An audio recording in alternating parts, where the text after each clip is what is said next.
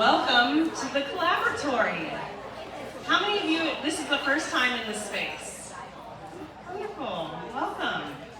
So this space is part of the Eaton Fire Collaborative, an organization of about 300 local organizations coming together to support those impacted by the Eaton Fire. And we're so glad you're all here, so you can tell your friends and neighbors that this is their space too. My name is Katie Brandon, and I'm the Executive Director of Pasadena Village, and it is my pleasure to welcome you to this event, Equip Yourselves, Fraud Prevention, and I promise there's lunch at the end. And if you would like to see more about what this space is about, please come find me afterwards and I'll give you a brief tour so you can learn more about the Eaton Fire Collaborative. But today we're here to fight fraud. I practiced that 3 times. We're here to fight fraud. And so it is my pleasure to introduce you to Chris Kelly from the San Diego Senior Community Foundation. Thank you, Katie, for hosting us. Thank you, everybody, for coming. So today, a lot of information will come your way. We have a lot of real scams going on in LA County and the country, and the world for that matter, that we'll be showing with AI, romance scams, social media, and also fire scams as well. Today we have a very special speaker to introduce, but this all couldn't be possible without the help and the support of Wells Fargo. Today we have the Wells Fargo Foundation, as well as the Wells Fargo local team here, and this has been incredible. San Diegans coming up to Southern California, we're trying to spread this throughout the state and more. So this is really important, timely, important stuff to learn, and we're just excited to be here. So make sure you got a ticket for the giveaways today. And today, share what you learned to your friends, your family. Please take a picture of the slides, and please ask questions because we want to make sure that you're heard and that we get to all your questions as well. But first, the biggest support that we have, again, is Wells Fargo Foundation, and today is Justine Gonzalez from the philanthropy team of LA County. Justine. Good morning. I just want to say a quick hello and welcome to all of you. As Chris mentioned, I help lead our philanthropy and community impact work at Wells Fargo in the LA region. I'm a Pasadena resident, just down the street on El Molino, for those of you who know where that is. And I've also been helping lead our wildfire recovery work over the past year. I was impacted myself and had to evacuate and do smoke remediation. I know probably many of you face something similar or greater. So I want to thank you all for being here today, for prioritizing education that hopefully will help you as you face challenges in the community right now, and also just generally with the prevalence of fraud and scams in our community. And with that, to talk a little bit more about what Wells Fargo is doing and why it is so important to us to protect you against financial scams and frauds, I would like to introduce Jordan Furs, who is from our Wells Fargo cybersecurity team. Thank you all so much for coming today. I think this is really important. You know it's important, that's why you're here. My team at Wells Fargo is responsible for educating our 225,000 employees and resources about cybersecurity so that they understand the latest trends, the threats, the way that they can play a role, in addition to all of the technology and products and services that we heavily invested to make sure that our networks, your money, your accounts, your privacy is all secure. Humans have a role to play as well, right? And we here, that's why we're here, because we have a role to play.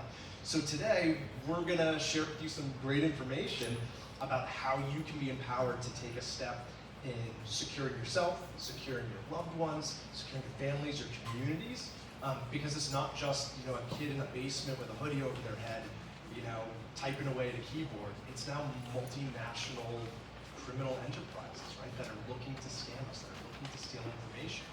And together, we can stand up to them, right? If we are empowered, if we have the knowledge, we can recognize these scams, we can stop these scams, and we can make it much more difficult for them to take advantage of us, our loved ones, our communities.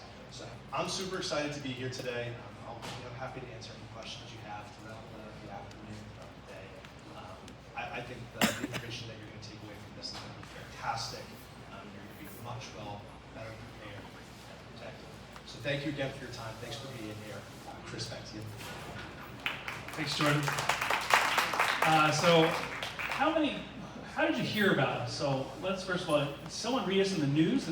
Did you see this event in the news? Yes, okay. Raised hands, how many people got a newsletter from either the Village or Eaton Fire? From Village or Eaton Fire, or which? Village, okay. So a lot of villagers here. Village people. What? I'm not going to do that. My wife would kill me. Just always want to know where people heard about us. But again, we have a lot of giveaways, resources, all of our partners, but thank you to all of our partners as well. But let's get this presentation started with the air conditioning and air. We do have closed captioning down here, so if you want to come closer to the screen to read that, please move up. There are a few chairs still available. But today we have a special guest all the way from San Diego. Lisa Carroll is an elder fraud forensic analyst, and she's going to tell me that's wrong, but I just made up that title. But she'll tell you what her real title is. But she has been working in this space for a long time, and she sees patterns and spots a lot of fraud that's been happening for over 20 years. And she also teaches at San Marcos down in San Diego as well. So without further ado, with how I butchered her title, she'll tell the real title, Lisa Carroll. The funny thing is that the YMCA thing has just been recorded, and we are actually going to show it to his wife later on. Sorry, this is how I get back at people.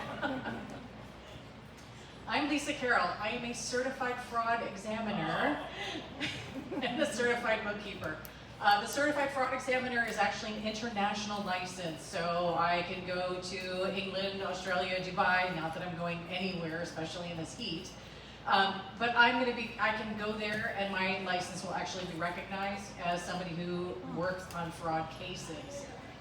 I'm the president of Number Crunching Incorporated. We work on fraud cases involving civil, criminal, and family court cases. I'm an affiliate member of the San Diego Family Law Bar Association. I am not a lawyer, please do not hate me.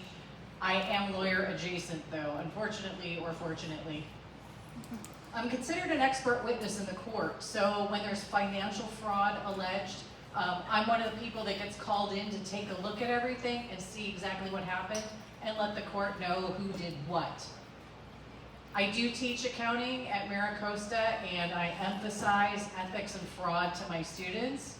I also guest lecture at Cal State University San Marcos on ethics and fraud in business.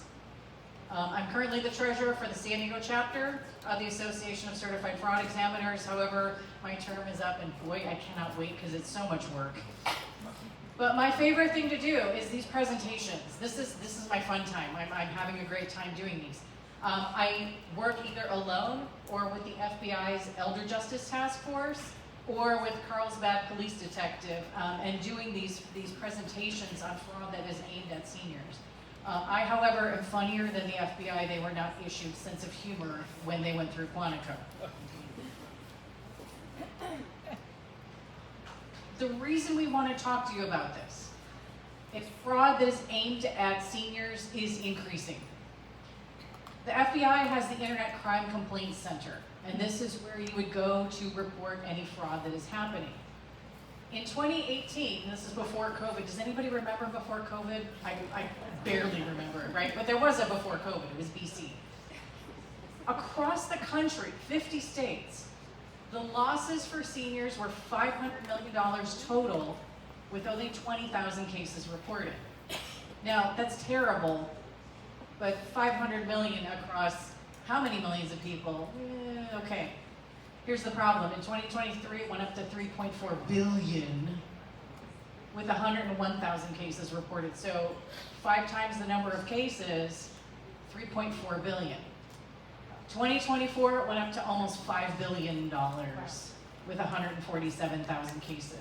So it is increasing, and the volume of money that they're getting from people is increasing as well. By the way, we don't have the statistics for 2025. Let's face it, our government is not that fast getting me the information that I'm looking for, but I have to assume that number is much higher. In 2024, just in California, 800 million, which means in 6 years, we exceeded the national rate. And LA County, this is the primary target. Scammers assume you have money. You grew up in an era where one income can get you a home, maybe it can get you 2 homes, maybe 3 homes if you're lucky, right? Your homes are paid off, you've got retirement, you've got savings account, and they are targeting you. They're looking at you. Some of the problem we do have, and I'm sure it's no one here, but some of you know plenty of people who have a diminished mental capacity. Maybe they're easily frightened. Maybe they have ADHD and were never diagnosed as having hyper disorder. Maybe they're getting Alzheimer's. Maybe they're getting dementia. They're targeting them. And this is not just for seniors, by the way. I know of people with disabled children who panic when they get some of these messages. One of them caught her son digging in her purse to get the credit card to pay a scam text message that came across, because he said, well, they said we owe it, I have to pay it right now. And it's difficult convincing them that this is a scam. By the way, the FBI estimates only 25% of victims are reporting it. So that means that this $5 billion number is probably closer to 20 billion, but no one's reporting it. Almost 3/4 of people aren't reporting it. A lot of times it's fear, it's shame, or they don't quite understand what even happened to begin with. One of the things that I keep seeing is real estate fraud. I'm not going to wander away from your microphone, by the way. They're forging documents and filing them with the county. So basically, if you own your property outright, they're forging documents, filing them with the county so that they can take out a loan against your property. Now, if you have a property that has a mortgage on it, and somebody files a document, that thing's going to go right to the bank, and the bank's going to say, hey, did you file this? But if you don't have a mortgage and you've paid your property off, there's no intermediary to kind of put a stop to it. So they're able to take out loans against the property. Now, a lot of times, they can find our information everywhere. I actually have to pay to get my information scrubbed off the internet, because as an expert witness, I don't want somebody coming to my door and saying, I know you testified against me, and so I'm here to harass, collect, whatever. Sometimes they'll just take ownership of the property. They bought it, and now you no longer live there. There was a case last year or so up north where elderly couple sitting at home, sheriff knocks on the door and says, you don't live here anymore, get out. The husband wouldn't leave, he owns the property, he was arrested. It took them months to prove that the documents had been forged. So in the meantime, they had nowhere to live. Sometimes they're just selling the property outright to somebody else. They're taking the proceeds and suddenly you don't have the property anymore, or you have to fight in court to prove that it was forgery. The nice thing about what has been happening is that the LA County Assessor's Office, the San Diego Assessor's Office, and the Orange County Comptrollers are offering all of you owner alert. Anybody who has a property. I'm going to put these information up here and you can go ahead and take a picture of it. This is where you would go to go ahead and file for an owner alert. You go in there, you type in your parcel number, all of your property information, you give them your email, your mailing address, and they will go ahead and send you an alert if someone happens to file a document against one of your properties that you have now protected. Make sure everybody got one of these.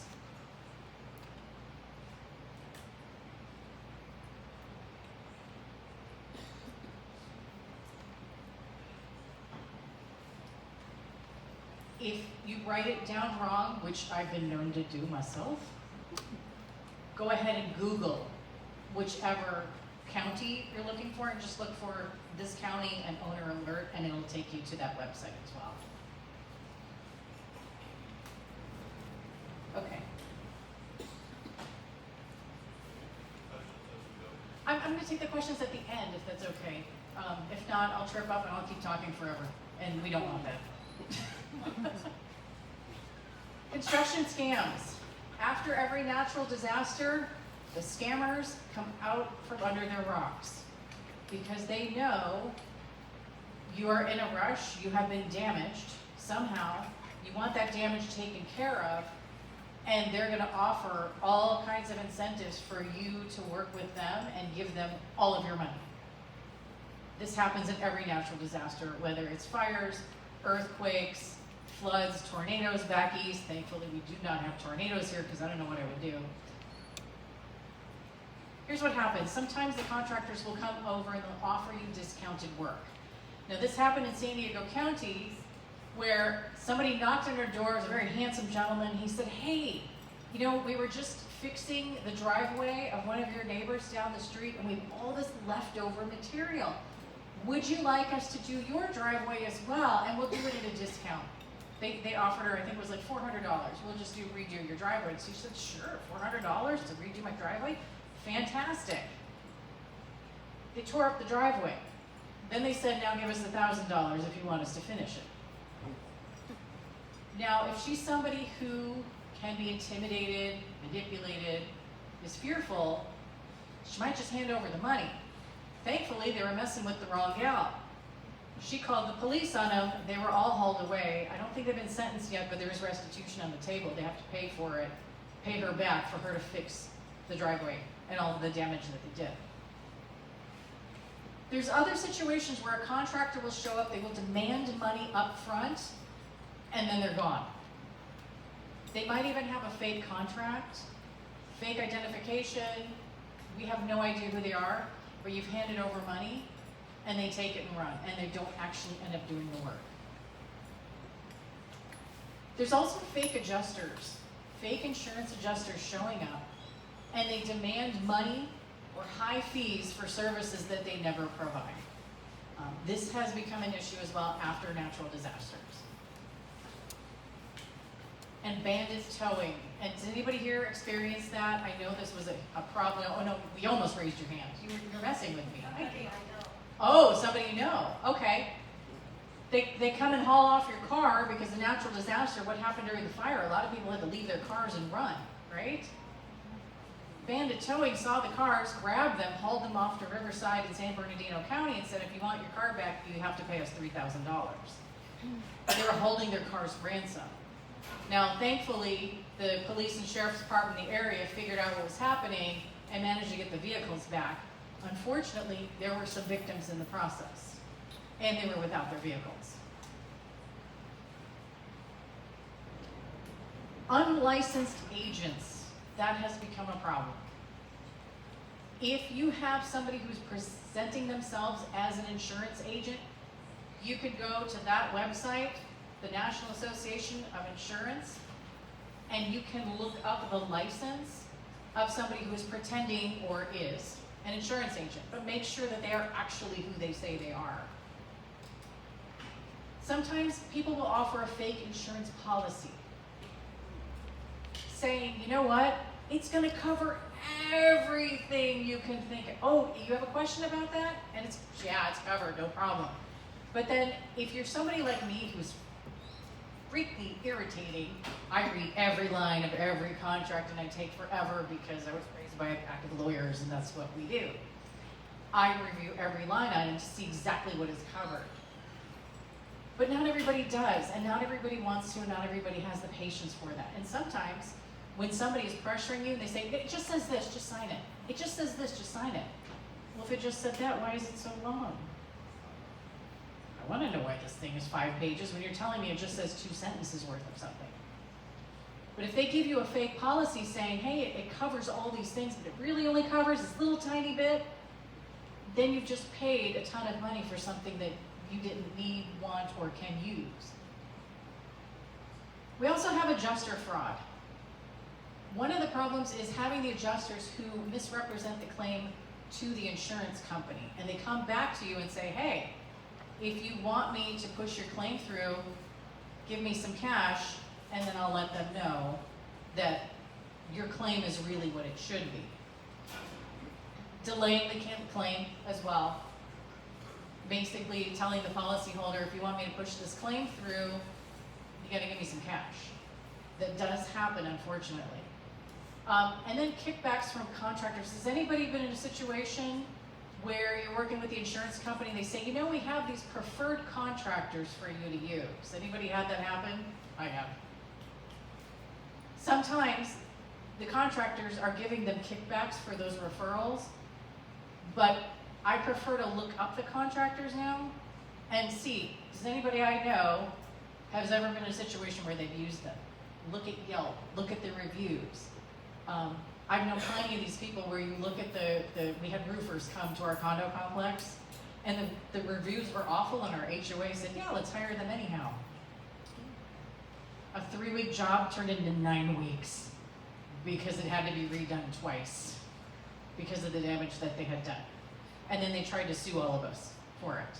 And this wasn't even during a disaster, this is just how they operate.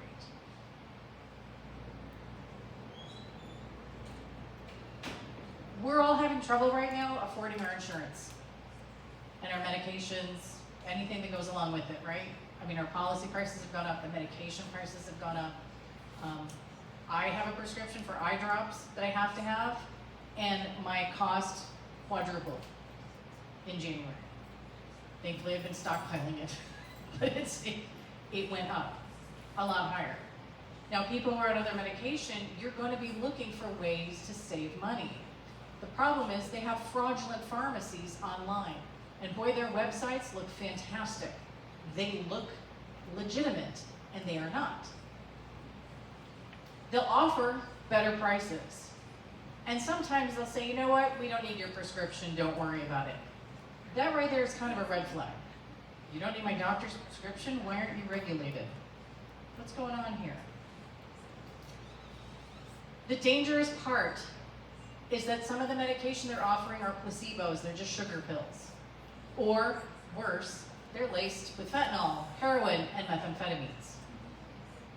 Now, if any of you or anybody that you know has gotten their medication and they cut it in half, like I personally have a pill splitter because if you give me the lowest dose of a muscle relaxer, I can't actually handle it. I have to split it in half again because I'm a big wuss. One half of that pill might be just fine, but there are hot spots. So the fentanyl might be in the other side. So when you've sliced it open, now you've got one side that's okay and one side that isn't. They've had several cases of people dying from it or getting necrosis where their skin starts to turn black and gets eaten away because of whatever is in these. Also, if anybody goes down to Mexico, North Mexico, think Tijuana area, some of the brick and mortar places are selling pills to US tourists laced in and thinking that it's oxycodone, Percocet, and Adderall, and they're laced with other things. I did hear of a case recently where a gentleman was going annually on a trip to Mardi Gras. And so that his wife wouldn't know he was getting this, he was getting the cheap Viagra from one of these fake pharmacies. He had the misfortune of going to Mardi Gras and finding out that the medication didn't work the way he was hoping it would. I cried a river for him, I assure you. Some of the red flags to look at are the prices too good to be true. If you go to your pharmacy and your prescription is $50 and they're offering it for $5, something's not right. Something's not right. If there's no prescription required, they might not be a regulated place. That is something to be aware of. If you end up talking to them over the phone, because sometimes we do. Look, I'm still at the age where I prefer to talk to people over the phone if I'm buying something. That doesn't happen with Amazon, but it happens other places. I want to talk to them on the phone. If I'm on the phone with them and they are pressuring me to buy their stuff, that's a problem. And they're being manipulative, I can't even talk, and trying to pressure you into getting their medication, and that worries me, that there must be something wrong with it. Also take a look at the packaging. All of the pills that we have, they're shaped funny, right? This pill's shaped this way, but this other pill's shaped this way, this other one is colored differently, and each one's stamped. Those are all signifiers of exactly what that medication is. Then they're in specific packaging for that medication. If this medication shows up at your door and the packaging looks odd or incomplete, or you get a Ziploc baggie with everything in it, don't take it. There's something wrong, and it'll be worse than the Viagra situation. If you run into a fake pharmacy and you're not sure, and go ahead, please take a picture of this. You can verify the pharmacy at the National Association of Boards of Pharmacies, and I'm so sorry, I thought I had the website on here. But you can report fraud to any of these agencies. Report it to the FTC, please report it to the FBI. Health and Human Services Inspector General's hotline as well. And then local law enforcement and the state attorney general's office. They're all taking this very seriously. I know there's been a lot of negativity around federal agents, but the FBI's Elder Justice Task Force, I know the ones at least in my local office, and they are out to get any one of these criminals they possibly can.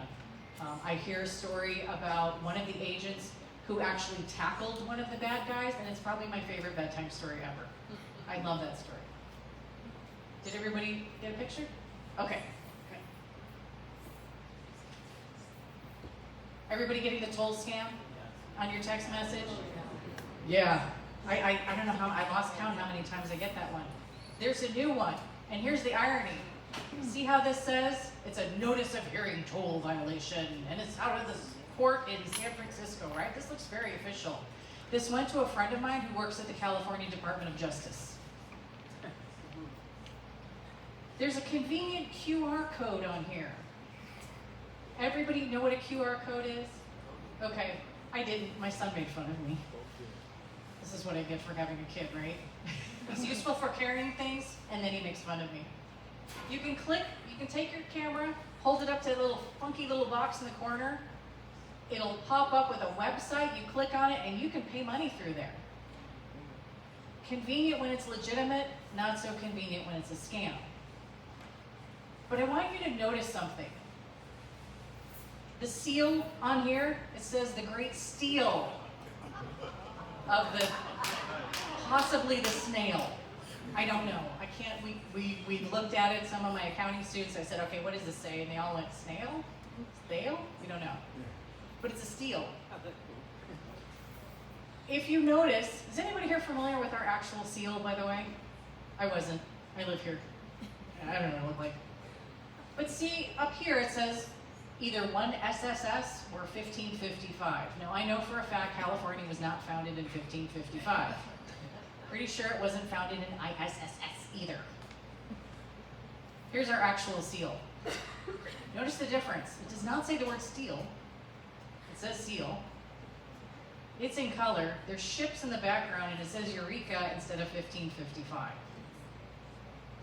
But if you were to see this, or maybe somebody that you know saw this, they might be worried and saying, oh, I got an official notice from the Superior Court. I need to pay this right. I had no idea. Stop and take a look. And the irony is, when the person at the DOJ sent this to me, and I put it up on I have giant monitors in my office because I clearly have issues with my vision. And these giant monitors, I looked and I said, did you notice it says steal of the California? And she goes, oh, I didn't notice that. I'm like, great, I noticed something the DOJ didn't. That's awesome. But this is something to keep an eye out for. It's something to watch for.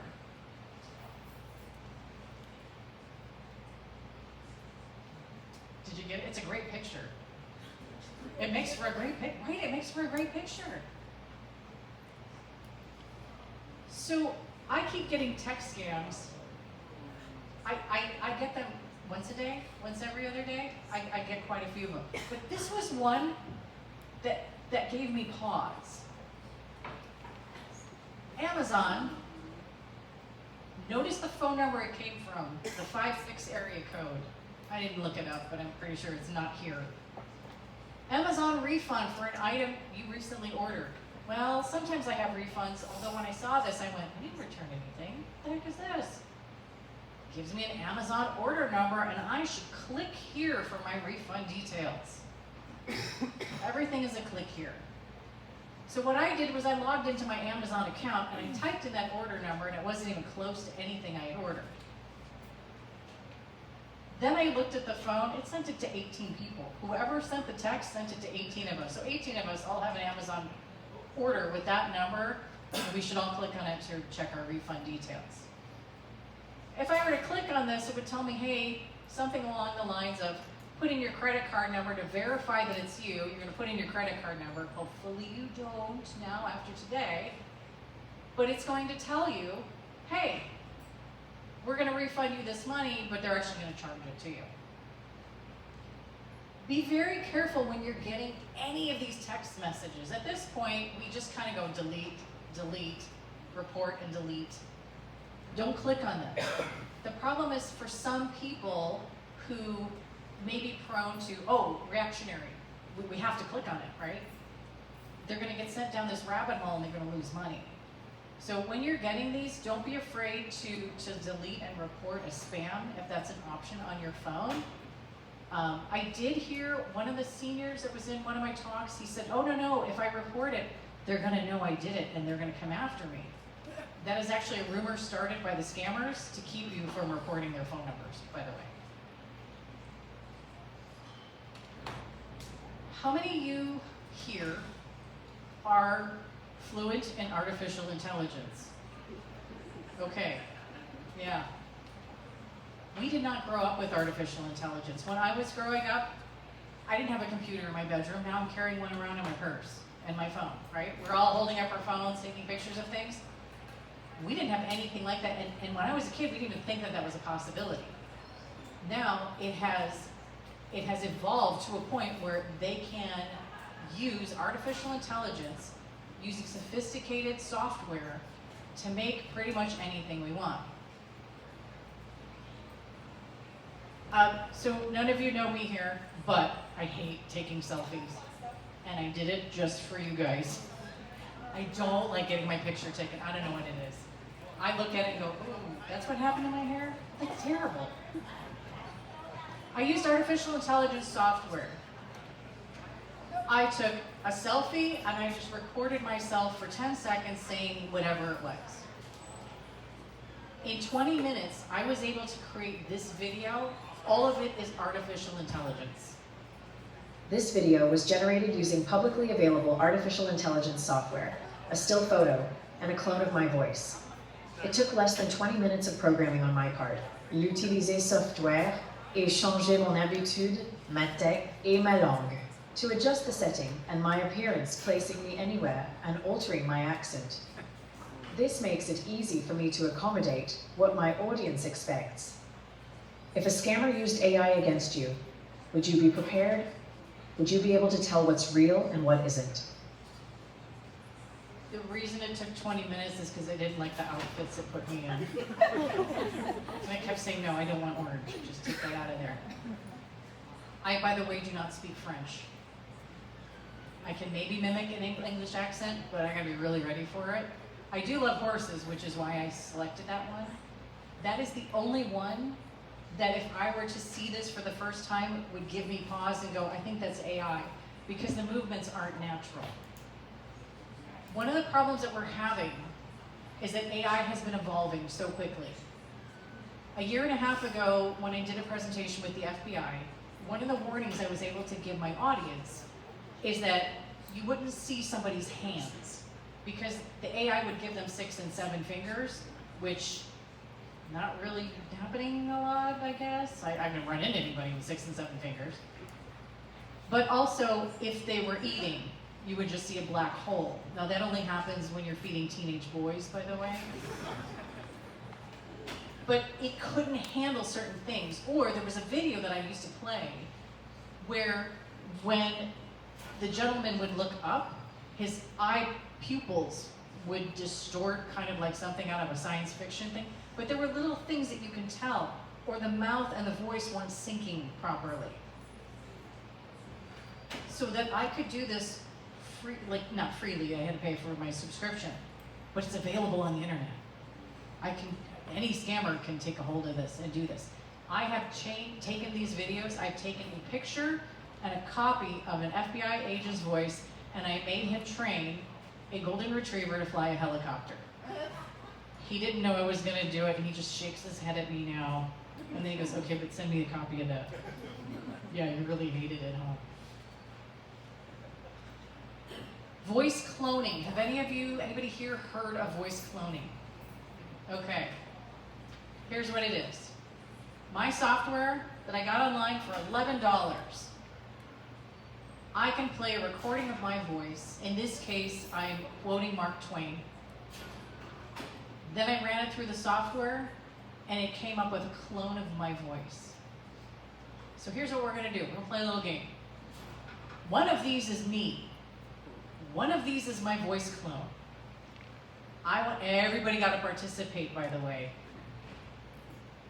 I want you to listen to both of these.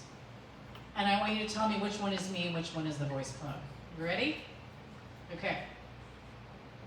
Always respect your superiors, if you have any. Always do right. This will gratify some people and astonish the rest. Character is the architect of achievements. Okay, that's the first one. Always respect your superiors, if you have any. Always do right. This will gratify some people and astonish the rest. Character is the architect of achievements. Raise your hand if you think the first one is me. Your hand went up and down. Did we not decide? I thought you were going to say something different. Okay, raise your hand if you think the second one is me.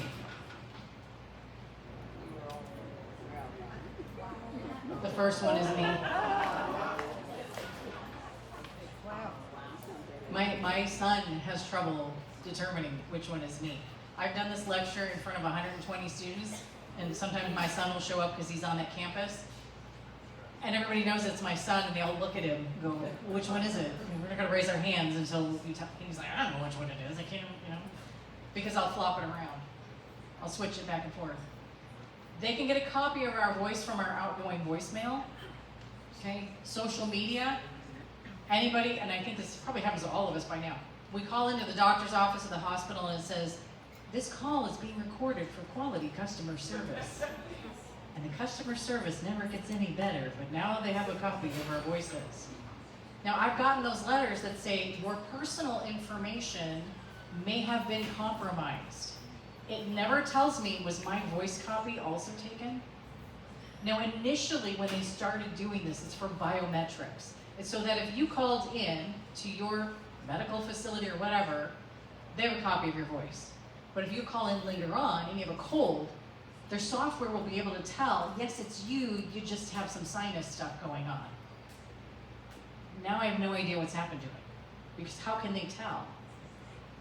That voice clone is so good, and I can change it faster, slower, change my pitch, make it a little bit more urgent, make it less urgent.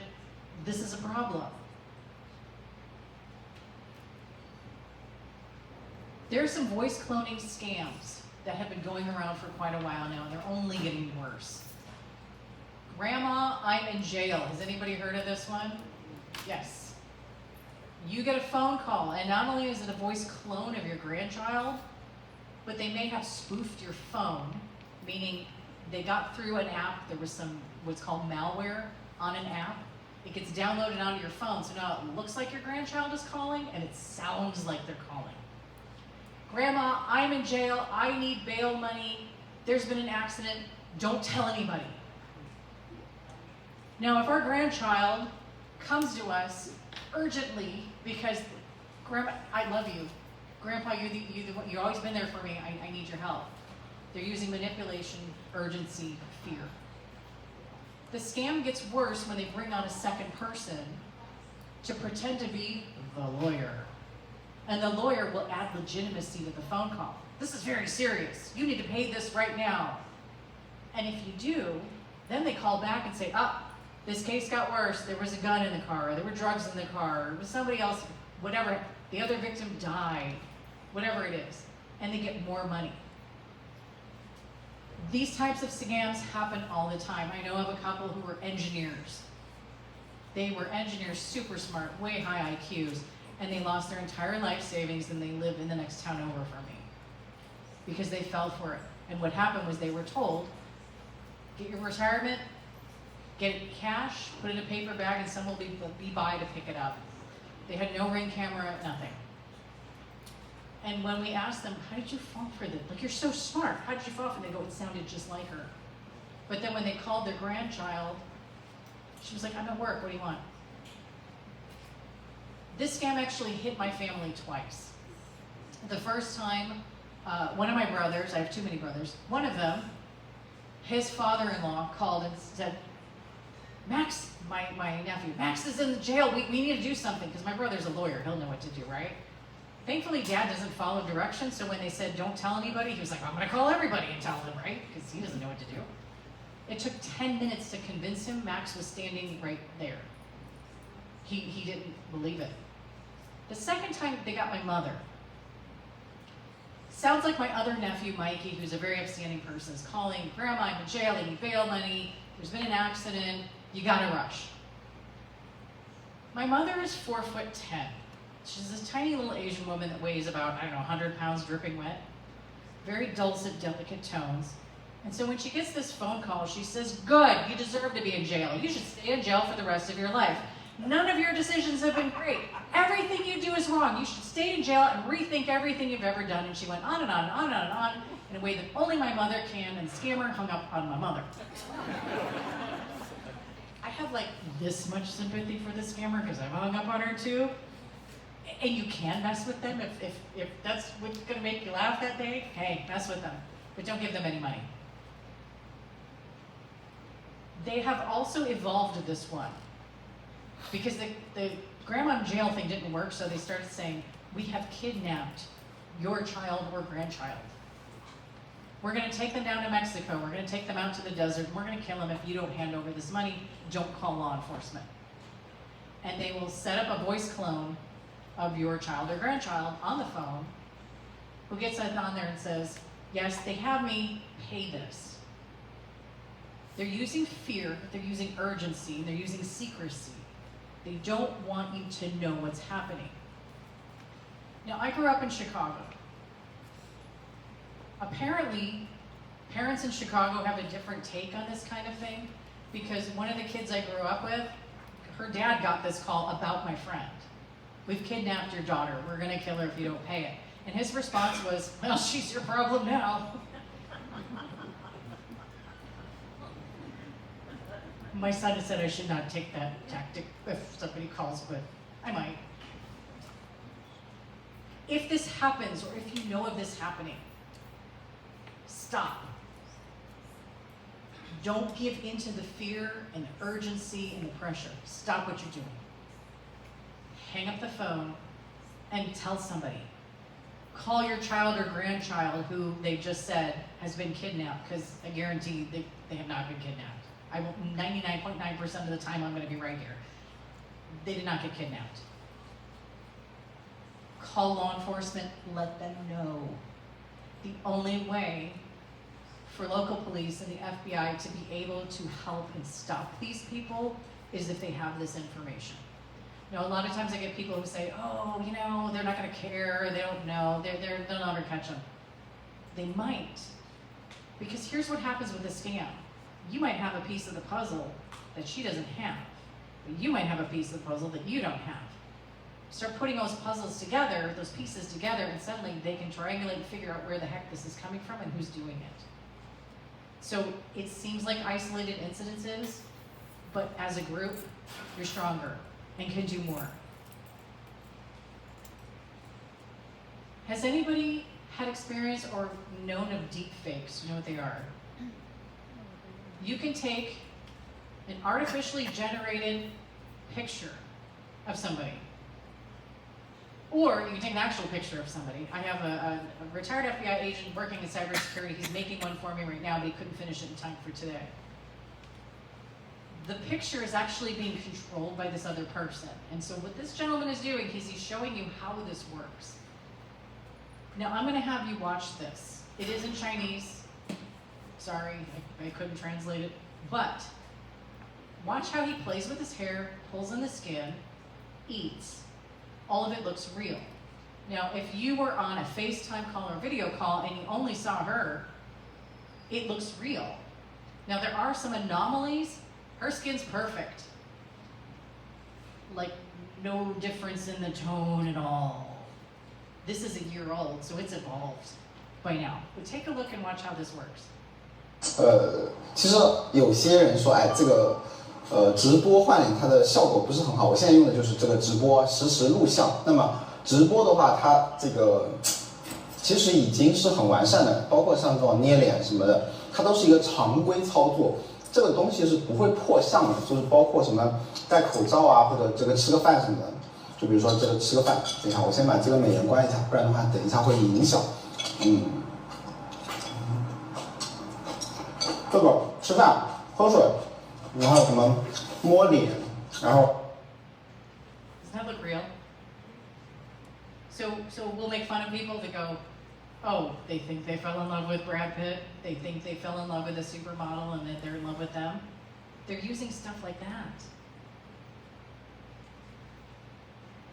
Impersonation scams. Has anybody here received a letter that looks like it's an official letter from somebody in the government? Yes. Who did you get one from? I think it was The IRS. Yeah, they can barely send letters. Sometimes the letters come from what looks like the IRS, the FBI, Department of Justice, some official government agency. And it will tell you your money is not safe at your bank. So I want you to take all your money out. Here's a convenient receipt number. You're going to exchange it for gold, or you're going to put it in cash in a box. We will come pick it up. Here's your receipt number, and we'll get it back to you soon. And I think the latest story was that your bank has been taken over by a drug cartel, and so your money is not safe. Frankly, if my bank was taken over by a drug cartel, it'd probably run better anyhow. I'd probably get less fees, that's for sure. But they're going to insist that you withdraw the funds and put it in a box. And this is where the FBI came in. They actually figured out locally, to me, who was doing it. They were renting out an Airbnb and having packages dropped off at the door. The agents surrounded the house, dropped off a fake box. The scammer figured out he'd been had, went running for his truck, and his agent named Cheng, who has resting intimidation face, tackled the guy, which I love this story, it's great. This guy is now serving 20 years in federal prison. There is no time off for good behavior. Like I said, cash, pick up gold bars, sometimes wire transfers. One of the things that worries me is that your banks will stop you, especially if they see a senior coming in and saying, I need you to wire $20,000. I need you to wire all of my money. The banks generally will stop you and say, are you sure? What's going on? But you've been warned to secrecy and you've been threatened. A case in San Diego recently, the gentleman was such a rule follower, they actually gave him an NDA, a non-disclosure agreement to sign, and he signed it thinking it was real. And he would not tell anybody because he was abiding by the terms of the NDA. He lost $3.2 million. By the way, they're also trying to get people to use cryptocurrency, which is the type of currency I hate the most because it is so unregulated. Does anybody here dabble in cryptocurrency at all? Okay. What's your name again?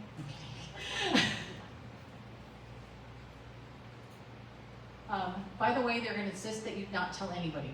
Don't tell anyone what's going on. They can't know. Everything is secrecy. Urgency, secrecy. Pig butchering. Does anybody know what this? It's a long con. Does anybody run into this one? Yeah, but I don't understand it. It's a long-term investment con.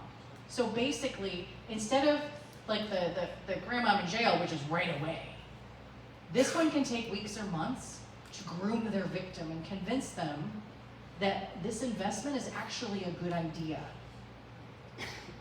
It's called pig butchering because it was meant to fatten the pig up for slaughter. And they tried to take all of their money. What they're doing nowadays is they're building entire humans from scratch. A lot of those scam calls that you get, about 80% of them, Interpol and the Association of Certified Fraud Examiners believe 80% of those people are actually human trafficking victims. They're being held in a compound somewhere. They've been dragged into a room. One of them gets beaten within an inch of their life, and they say, great, this is what's going to happen to all of you if you don't get working and start making us some money. So these people are working out of fear. Now, there are actual companies out there that are saying, hey, you don't need all those human trafficking victims. You gotta house them, feed them, whatever. Let us build people, artificial people for you that you can use in scams. And they look real. They look very real. They show them in very casual settings that look real. And they're deploying them everywhere. You can have the same scammer deployed over thousands of victims. The latest version, or a newer version, is one that's called a casino. What they do is they have a gentleman who connects with someone who is lonely. If any of you know somebody who is lonely, reach out. If you are the one who is lonely, reach out here. There's like 40 of you, 50 of you here. Reach out, make a friend. Because they're getting people that way. This particular scam, he convinced this poor woman, he is working in the computer department at a casino. He's been sent over to Singapore or wherever, somewhere else. He's working over there and he found a glitch in the software, and between 8 and 9 p.m., you will win any of your bets. And I'm gonna prove it. I'm gonna send you $5,000 of my money, and I'm gonna have you place a bet for me. And then the victim does it. The victim places the bet, and boom, he wins between 8 and 9 p.m. He's doubled his money. I was like, this is great, because I can't do it, they'll catch me. But if you do it for me, this is great. And it keeps happening. And then he goes, you know what, why am I the one making money here? Why don't you make some money? Put your money into it. So the victim does it. And then the victim sees that their money is growing. They get an app showing them how their money is gaining. It's gaining traction, they're doubling their money. It's a fake app. It's not real. They've just taken their money. Eventually, if the victim tries to withdraw their money, now the first time they withdraw, they'll be able to do it because it adds to the legitimacy. The next time after that, their funds are frozen, and the app will say, you owe taxes, you owe fees, now you owe something else, and then you owe this other thing. They can never get their money back. The victim in this case lost $400,000 before her son was able to convince her it was a scam. She just kept giving the money. She refused to believe them. She refused to believe her son or any of the bankers, anybody was talking to her. Because she said, well, he told me. He told me I'd make this money. Because she believed him. He had spent so much time gaining her trust. Tech support scheme, oh sure. The pig's a great picture, by the way. Good, okay. Tech support, anybody get these pop-ups on their computer? Yeah. If you have Windows 11, if you have a Microsoft or a PC, you could get these. If you have a Mac or Apple, you will not get a pop-up from Microsoft. They don't, there's a Hatfields and McCoys, they're not gonna talk to each other. But it does happen. Starts as a pop-up that says, oh, there's a problem on your computer. You must call this number. Does everybody here know what antivirus software is? Oh boy. 2. Okay. 3. 4. Okay. 5. Do I have a 6? 7. 8. Okay. Yay. On a computer, we all need to have antivirus software put on our computer. If we don't know how, let's find you an IT person and get them to install it. And you can also get something, I personally use something called ESET, like the letter E and set. It will wipe out any of these, and I've never had a pop-up. I have had people in my audience who've had these pop-ups, and unfortunately, have fallen for it and they call the number. They'll pose as a tech support expert and they'll say, you know what, I need to have remote access to your computer. Let me log in. Do I have your permission? They'll set it up and you can log in. They will log in, and while you have a screen that looks like they're doing work, they're actually mining all of your data from within your computer. Do any of you on your computer, if you log into your bank, is your login already built in there? Like it's already typed in for you? Don't do that. Wipe that out. Get it to stop doing it. Because now they have your login information. It used to be, and the banks have taken this away finally, that your password could also be hard-coded in there for the bank. And I think there is a tripwire within Firefox and Mozilla that will just put it in because it says, do you want us to remember your password? Sure. But if these guys have logged in, now they have your password too. You can't even see that they're in there, and they're in there taking your money. If you've given them access and you go, uh-oh, Lisa said don't do this, disconnect. Shut off the computer, whatever you've got to do. Disconnect the Wi-Fi, whatever you need to do to get them off the computer. And then you need to contact your bank, contact law enforcement, and file a report with the FBI, and I'm going to show you in a little bit. But make sure you get antivirus on your computer, and also keep it up to date. Now the antivirus will automatically update, but if you let the subscription go, then you don't have the antivirus anymore. So it is something to keep up on, but it is a great protection for your computer. Friendship romance scams. Has anyone here known anybody who fell for one of these? Yeah, it does happen. It does happen. Now, when we think of people falling for these scams, we kind of go, how'd they fall for that? That's crazy. Here's the problem. If you have somebody who's lonely, if you have a widow or a widower, if you have somebody who has lost a loved one and they are feeling that gaping hole that it leaves behind, they're in pain and they're looking to fill that hole. These scammers, they're going to offer to fill that hole. And people who normally would not fall for it could, because it hurts so much to lose that person. This is also a long con.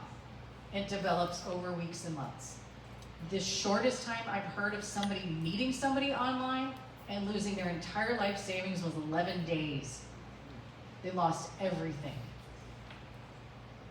The con itself is meant to build their trust. They're buttering them up. They're giving them all kinds of compliments. They're also working off of a script, and the victim is not always talking to one person. They might be talking to three, because scammer A's got his day off, so scammer B picks up where the conversation left off. The great thing about this is if you start paying attention, you can see the anomalies when they're talking. One scammer says, oh, I never argue with my kids, it's great. But the next day, the other scammer's like, I'm always arguing with these kids. Well, which is it? I argue with my son all the time. But then we still get along, he's still living in my house, so it can't be that bad for him, right? Victims have included these types of people. Military, doctors, lawyers, pilots, law enforcement, FBI agents have fallen for it. They are very, very convincing, and it's frightening how they can do that.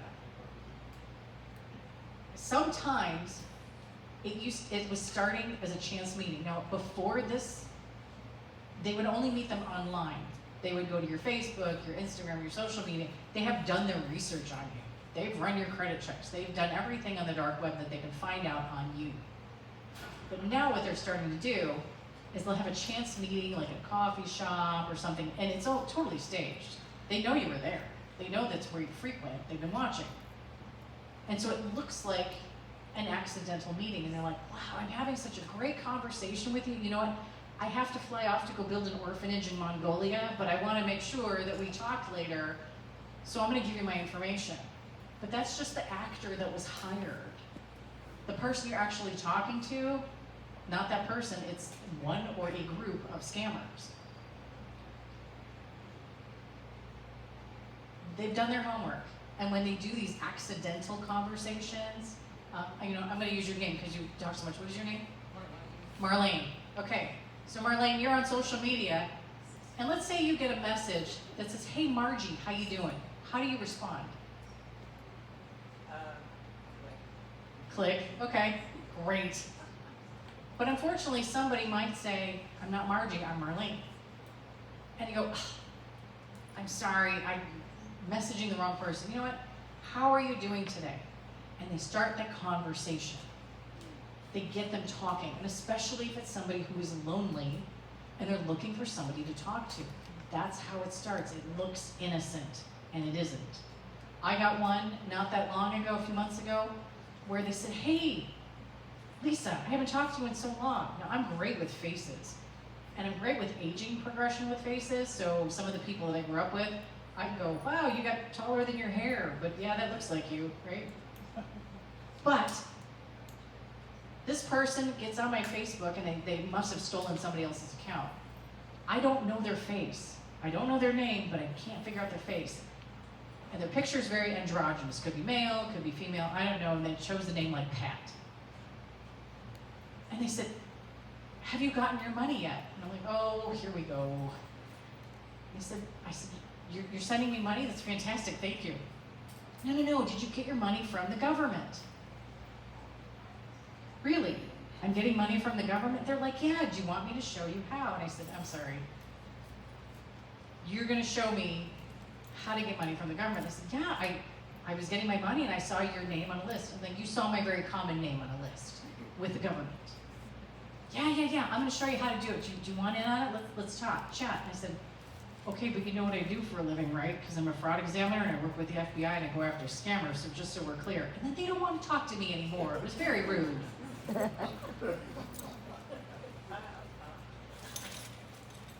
was hurt. But one of the problems is that they isolate their victims from their loved ones. And one of the ways that they can do it is during the conversations, they'll say, wow, she talked to you like that?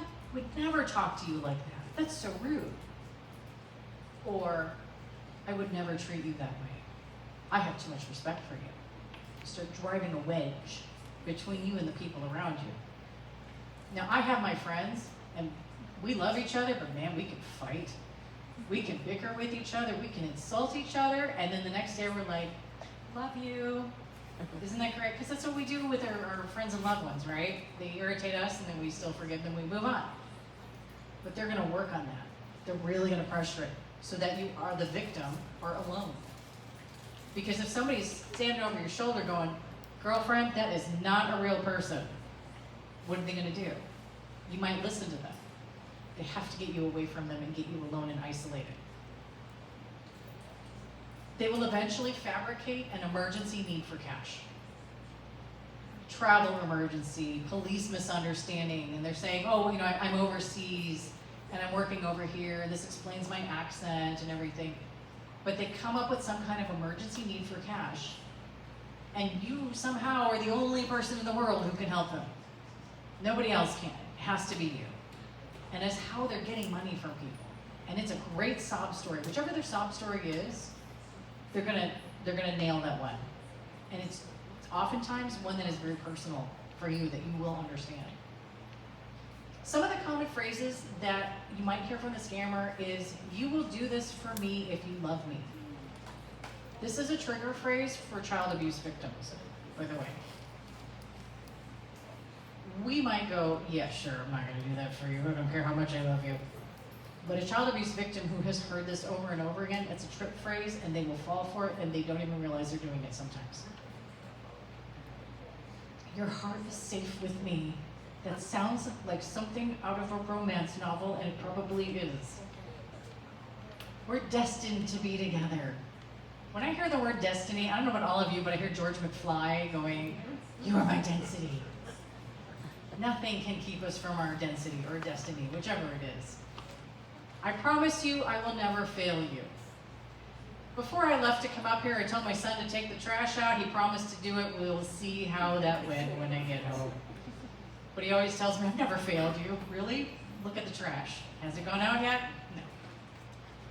My favorite one, I don't know what I did to deserve you. I've had this said to me, usually out of anger, when they say, what did I do to deserve you? But in this type of scam, it's, what did I do to deserve you? Which comes off great, right? But these are some of the common phrases that they'll use.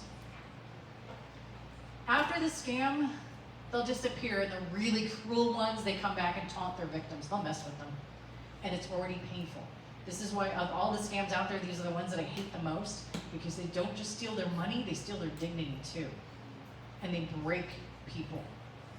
And it makes me very angry and very hot to go after them and catch them and have agent chain tackle them. The victims have been traumatized, And anybody here who has gone through trauma, we know it's rough. These victims feel like they are the ones who are at fault. They don't blame the scammer, they blame themselves for falling for it. Now, any of you, we have some younger crowd in here, if you run across somebody who has fallen for these scams, if you give them the "I told you so," or "Why did you fall for it? You shouldn't have fallen for it," which is something I would say to my mother, not that she would fall for it because she hangs up on everybody. But if I were to do that, she's gonna isolate further because she's gonna feel more ashamed. We need to get them out of that shame and putting the blame on the scammer. Sometimes they don't trust themselves to the point where they can't trust themselves. They can't decide what to eat. They can't decide whether or not to get out of bed. They don't trust their own choices at this point. And sometimes, and this is some of the worst case scenario, and I've seen some of the agents that have been frustrated with this, the victims will return to the friendship or the romance scam, the fantasy, because it feels safer. I mean, what feels better? Warm, loved, respected, or feeling ashamed and embarrassed they got taken advantage of? Oftentimes, they're going to go for the feeling that makes them feel better, not the reality. But if they don't get through that reality, they're not going to get through any of it any faster. So some of the recovery tools, we have to help them to let go of blame and guilt. You're not at fault, the scammer is. We want to maintain the end goal to get away from the scammer and keep away from them. It's very easy to want to be lured in. Anybody who's been in a relationship, you break up with somebody and you go, well, it's been a month, they weren't that bad. Yes, they were awful, you broke up with them for a reason. Same thing. Focus on what you can control. You can control how you respond. You can control reporting it to law enforcement. You can control standing up for yourself. And you can control looking at yourself and deciding you are worth way more than what they were offering and what they stole. And reconnect with your loved ones. They still love you. And that's very difficult because people tend to feel that, well, I made them mad, they're not going to forgive me. Most likely they will. They'll understand. Report the scammers, by the way. File the police report, and please go to ic3.gov, Internet Crime Complaint Center. This is where the FBI has the form that you can fill out and let them know. There is no guarantee they will be able to get back to you, but they are collating all of this data to try to figure out what's happening. But do file a police report. And when you do, make sure you give them everything. Documents, text messages, even if there are some that are embarrassing, let them have this. Make sure that they have that and be available when they do call back to get more information. Also contact your bank. Let them know you think you're going to be scammed, you think you are being scammed, or you have been scammed. Let them know right away, and that'll be helpful. And this is some of the information, the QR code for the foundation, and also Wells Fargo, and they are here to help as well.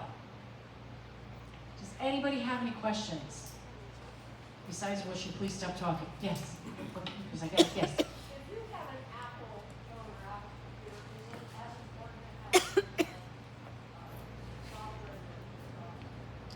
So the question is, if you have an Apple iPhone or software, is important to have the software that helps? I think it is, so I have it on my phone just to make sure. The nice thing is that Apple has been notifying me now when I get a call that says, most likely this is a scam, which is great. And you can also delete and report text messages that come in that are fake, that are scams. So I'm sorry, what was your question?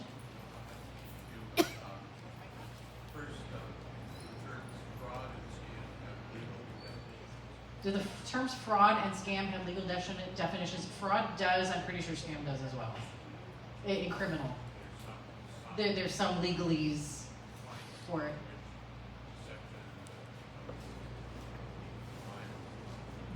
He's asking if there's some point where the deception becomes a crime. Yeah, there is. Yeah, especially if they're taking your money. Not necessarily because there's attempted fraud. So they can attempt to take it and you can still report it. So generally with money, I mean, that's usually what they're coming after, but like when they stole your car, when the towing scam, that didn't involve so much your money as your property. So your property can also be part of that too. Does that help? Okay, yes.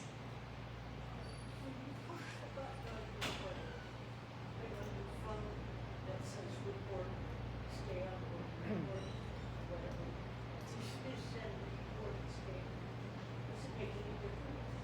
So she's asking if on your phone, when you push the button that says dismiss and report the scam, does it make a difference? Yes, it does. Because iPhone or Apple, they're all collating that data to figure out which phones are the ones sending out that information. Well, eventually they'll shut down the phone. This actually just happened to a friend of mine. She got her daughter a new phone, and her phone number was not working, and it's because scammers had previously been using that phone number and it was shut down. So they had to go into the carrier and have it unlocked. That, you know, this is a real person that has it. So that's a great question. Yeah, yes, sorry. Oh, I'm sorry, go ahead. There are a number of venues and facilities set up to help fire victims. Like this facility, they also have many different vendors. Any way to know whether participants at those facilities abandoned in some way, so that they're not scamming us. So he's asking that there are several venues that have vendors that were set up to assist the fire victims, and is there any way to know if they've been vetted? That actually I don't know the answer to. We will get it for you. We will find out. And I'm sorry. Yes? I tried to report a scam to the Pasadena Police, and they said only if it involved money. If you lose money, we aren't interested in. Didn't pursue anything. Didn't give me a number to call. Nothing. So she tried to report a scam to the Pasadena Police, and they basically told her, thank you, but no thank you, because it didn't involve money. Didn't lose any money. You didn't lose any money.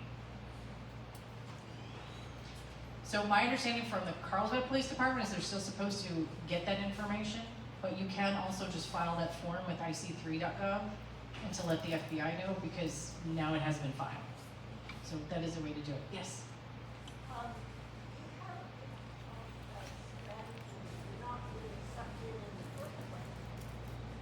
Oh, so I didn't talk enough about strategies for not getting sucked in the first place, and unfortunately, because I can go on for 3 days, and eventually they make me go home. So yes, so my goal today has been really to identify these. So the strategies really is hang up. So there was the one that hang up, stop, hang up. Why do people pick up the phone? Sometimes out of habit.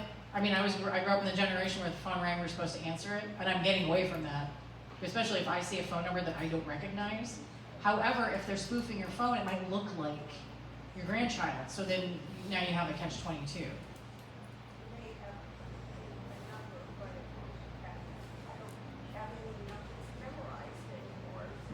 But memorized in your phone. So basically she's saying that in her phone, if she doesn't have it in there, she doesn't always have the phone numbers memorized. I would say a good rule of thumb is if you don't know who's calling, let it go to voicemail. And just let it go to voicemail. But the problem is, some people will pick up out of habit. They will pick up because ADHD, the phone's ringing, we gotta answer it. Okay? One of my relatives was starting to get Alzheimer's. He was picking up the phone, didn't matter how many times we told him, don't answer the phone. We eventually ended up taking the phone away from him. Yeah. Yes? I forget how I do this, but on my Apple phone, it doesn't ring anymore if I don't have that. I don't understand. Yeah, so she's saying that in her Apple phone, she was able to set it up and doesn't remember how, but I know there is a way to do it. Yeah, to basically, if the phone number that's calling is not in your phone, it doesn't ring. So there is, it's under settings. I know that there is a thing under settings. It's one of the newer ones. I have my ringer turned off, so half the time I have no idea anybody's calling me anyhow at this point. Yes?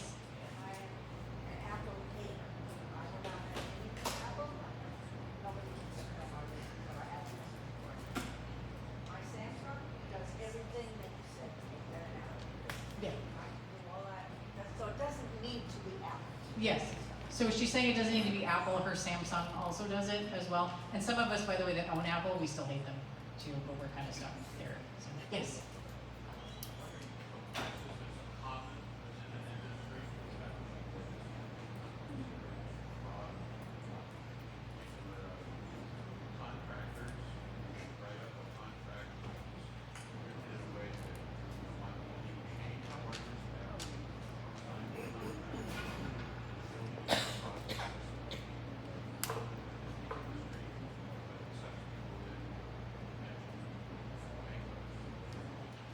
So he's asking if certain practices that are common in an industry that could harm you can be fraud.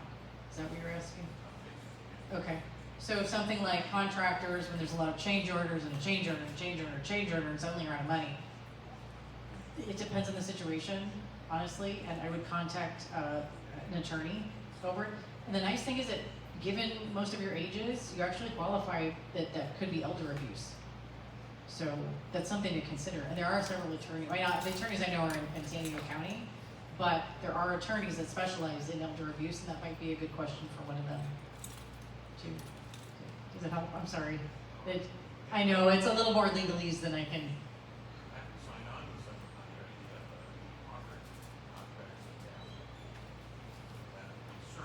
Yeah.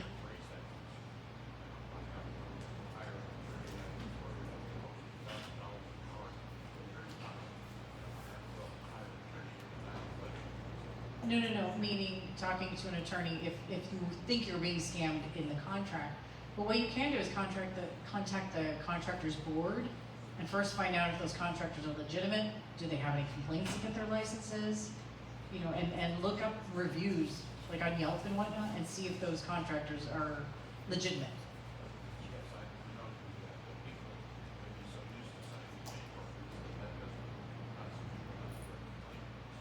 Yeah, that one that was a little farther. I'm not very well versed in contract law, so that one falls in there. I'm sorry.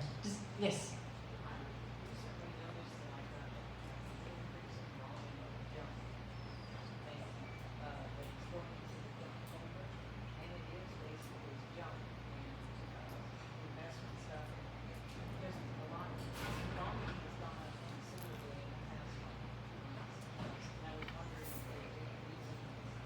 So she's saying that the volume of junk mail has increased dramatically in the last couple of months. And yes, it's because it's so cheap for them to hit send and send out 10,000 emails all at once. Because if they send out 10,000 and one or two people respond and give them $10,000, it's $20,000 in push of one button. So yeah, there's a reason for it. Yes? Just one thing I've noticed is that the quality of scam emails has become really, I mean, I've gotten them from DocuSign, from banks, from Apple, and they mimic the site so perfectly that the only thing I know to do is to go up and check the email address, and if I click on the email address and get what it's actually from, not what it says it's from, then I usually will know, oh, this is totally bogus.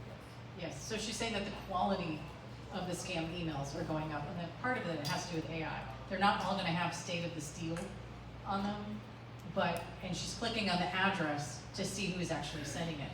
I would say if you weren't expecting an email and it's asking you to sign something, don't sign it. Don't click on it. But unfortunately, people do.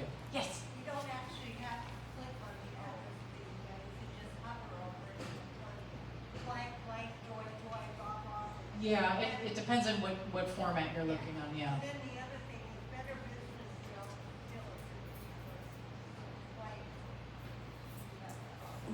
And what she's saying is you can always file a complaint with the Better Business Bureau, however. they're not a member of the Right, and you can file a complaint with them. However, keeping in mind that scammers don't care if the Better Business Bureau gives them an F rating. So just be very, very cautious of what you are clicking on. So.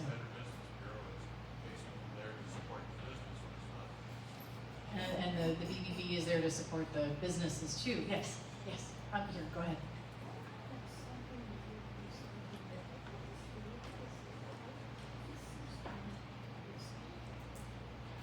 Oh, so we were talking about things that you might receive in the mail. We could take a look at it as soon as I have my glasses on because I can't actually see it. I know it's a letter though. Hey, I'm getting pretty good at this whole thing with the reading glasses. But yes, but being cautious. Right, and that's the thing. So she received a letter and she's not sure if it's a scam, so we'll take a look at it and see. But it's great to be cautious about it. And one of the things that you can do is when you're getting these text messages, these emails that purport to be from your bank, your health insurance, anything like that, if you're not sure, go back to your bank statement or your policy. Call that phone number. Don't call the one on the letter. Call that phone number and verify, is this even legitimate in the first place? Because they'll be able to tell you. So, I'm sorry, you have a question? When you were talking about people cloning your voice, were you saying that we should not be using voicemail and not answering the numbers that you don't know? So she's asking that with the voice cloning, should we no longer leave voicemails? I think at this point it's too late. All of our voices are out there. Because we have our outgoing voicemail, we have left voicemails. Some of us are in social media. On my website, my voice recording is out there. It's out there for everybody at this point. I'm saying be very, very cautious. And if you are dealing with your children or your grandchildren, set up a passphrase, set up a password for them. Because if a scammer says, hey, grandma, it's me, I'm in jail, I've had people in the audience go, it's terrible. What's the password? Even if you don't have one, that can give a scammer pause. And if your grandchildren or your children are actually calling you, they're gonna be like, great, why didn't I pay attention to grandma? So there's a good way to get them too. So, any other questions? Yes. If I understood you correctly, you said that even if you, for example, had a cold, that AI could tell that it's you or your voice.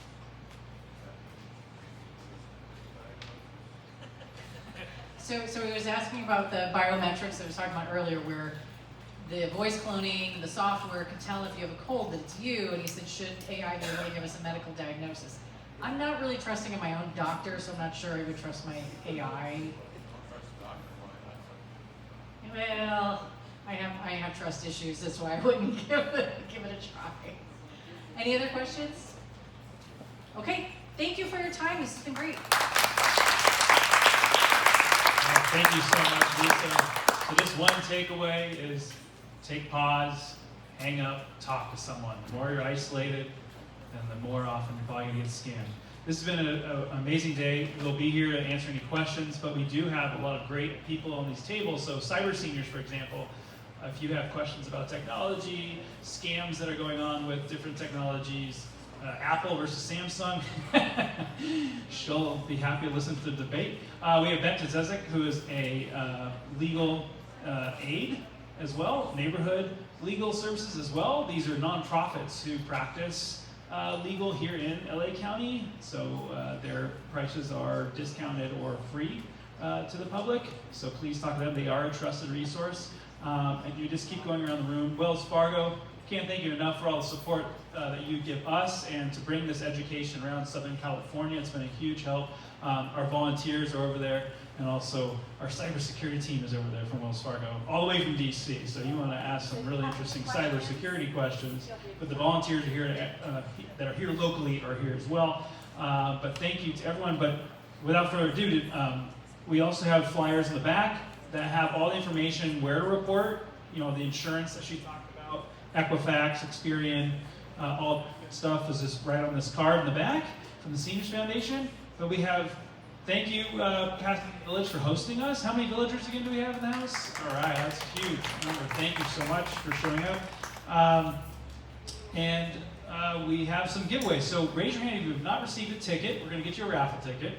Make sure it's fair. We got a bunch of prizes. But thank you. We have a bunch of surveys that we want to fill out as well to get your feedback. Hopefully you learned something today. And please educate as many family members and friends as you can. All right, so let's get started with some of these drawings. Katie, do you want to do the drawing if you want to go? Excuse me. Oh. All right. I don't have one. Hold on. Wait, Chris. Hold on, does everyone get a ticket? Hold on. So, Wait, hold on. There's a little screen. Okay. All right, raise your hand if you haven't received a ticket.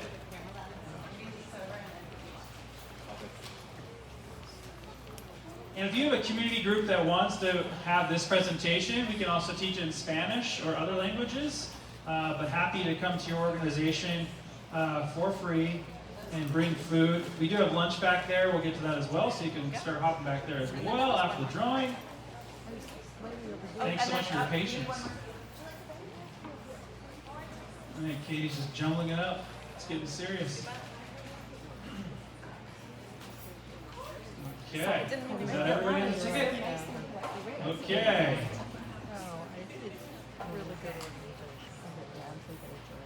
And don't worry, they're not going to be a scam.